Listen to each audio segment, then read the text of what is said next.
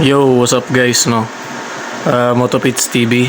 Ngayon gawa lang natin ng review itong binili natin sa Shopee na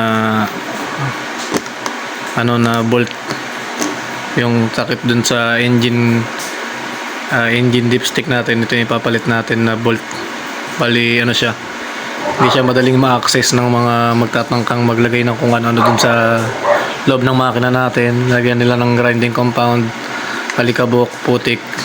Hindi nila mabilis mabuksan yung dipstick natin, no? Wala silang access sa engine natin. Bali itong na to, nabili natin sa Shopee is 175. Dalawa na siya. Ay, 170 kasi naka-voucher tayo, no? Bali ito yung itsura niya, guys, oh. Mabigat siya, mabigat. Ito yung materialis niya is purong bakal. Hindi ko alam kung magnetic siya, hindi. Hindi siya magnetic, guys. Pero mabigat naman siya, pwede na. Bali size 19 na pala gagamitin niyo diyan, panghigpit.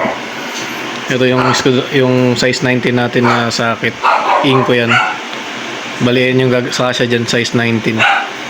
Paghigpit yan. Ayan, oh. Sakit wrench or close wrench. Nati wrench pwede rin.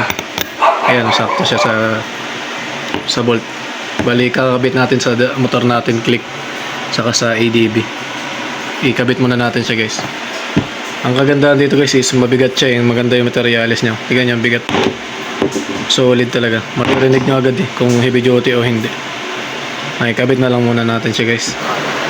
Bali, tanggalin natin tong dipstick natin.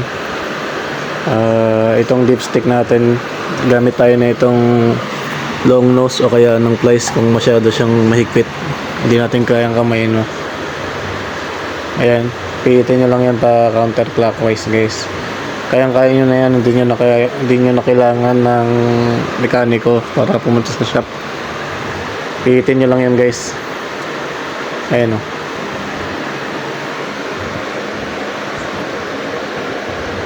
Ayan.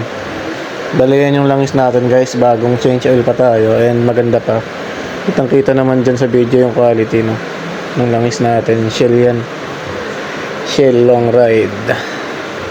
Ito yung papalit natin, guys, yung bolt. Bali pa counterclockwise lang yung kabit niyan, guys, oh. Ayan. Pitin lang natin pa clockwise. Ikita natin gamit tong socket wrench. Mas maganda siguro kung ayun na siya, guys, ang ganyan yung itsura niya. Ang ganda ng pagkakalapat, parang malalik.